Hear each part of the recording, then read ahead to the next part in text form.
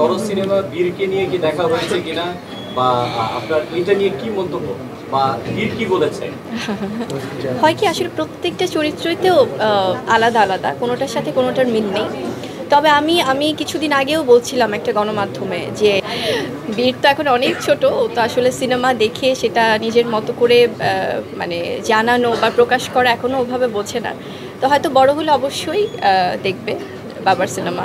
এই যে রহস্য হচ্ছে আমার স্নেহ, এই মমতা, আমি বলবো যে আপনারা যেভাবে আমাকে দিনের পর দিন আগলে রেখেছেন, যেভাবে ইন্ডাস্ট্রি আমাকে সাপোর্ট দেয়, আমি আসলে চিরকৃতজ্ঞ।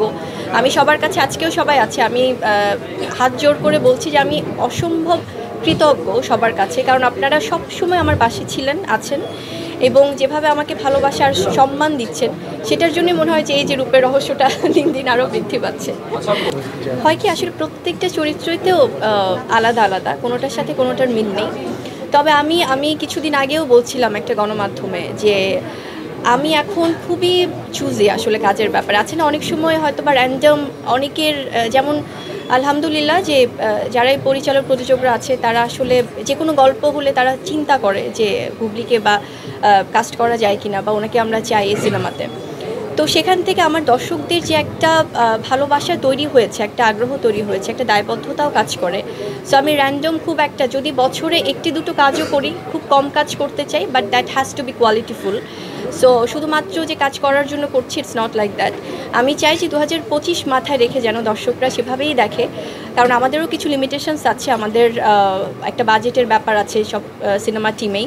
তো সেখান থেকে আমি চাই যে ভালো গল্প, ভালো একটা প্রোডাকশন টিম বা ভালো একটা সব কিছু মিলে যখন হবে তখনই কাজ করব। সো এই জন্য কিন্তু দেখা যাচ্ছে হয়তো অনেকেই বলে যে আপু পরের সিনেমা কবে পাচ্ছি, পরের ঘোষণা কবে পাচ্ছি। তো আমার মনে হয় যে আসলে ওই কোয়ান্টিটিটা না বাড়িয়ে আমি চাই কোয়ালিটি, যেটা বরাবরই আমি করে এসেছি। সো অনুরোধে ঢেকে আর আসলে চাই না যে না, অনেকেই বলছে ছোটো বোন হিসেবে আছে এই কাজটা আপু একটু করে দেন।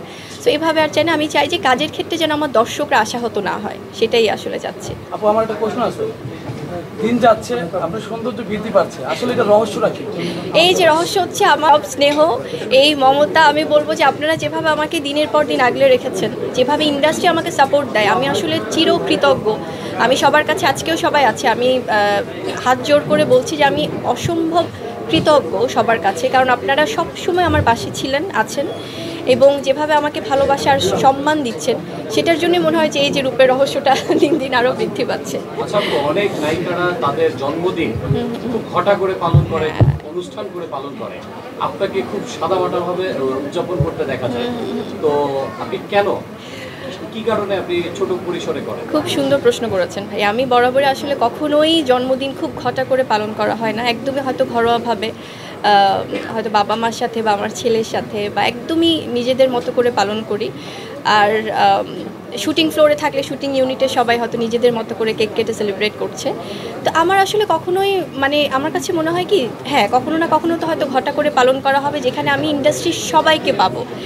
তো আছে না অনেক সময় সবাইকে হয়তো একসাথ করতে পারছি কিনা, বা কেউ মন খারাপ করছে কিনা, কেউ থাকতে পারছে কেউ পারছে না, অনেকে হয়তো ব্যস্ত, বা তো ওই সব কারণে আসলে আমার কাছে মনে হয় যেদিন সবাইকে একসাথ করতে পারবো তখন হয়তো ওরকম করে প্ল্যান করব। আর জন্মদিন মানেই তো আসলে হয় যে একটা বছর চলে গেল জীবন থেকে। সো এটাকে খুব বেশি ঘটা করে সেলিব্রেট করাটা আমার কাছে একটু কেমন মনে হয়। সো ইনশাআল্লাহ হয়তো কখনো না কখনো ঘটা করে পালন করা হবে। জন্মদিনে আপনার সবচেয়ে শ্রেষ্ঠ উপহার কি ছিল?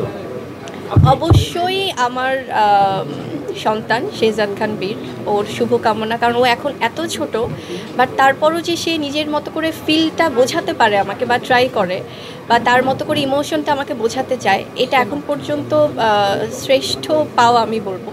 আর এছাড়াও আমার জন্মদিনে যেভাবে আমার শুভাকাঙ্ক্ষী বা আমার চলচ্চিত্র পরিচালক, প্রযোজক, আমার সহশিল্পী, আপনারা সাংবাদিকরা যেভাবে আমাকে ভালোবাসা দেন, এর থেকে আসলে বেশি পাওয়া আমার মনে হয় যে এই জীবনে আর দরকার নেই।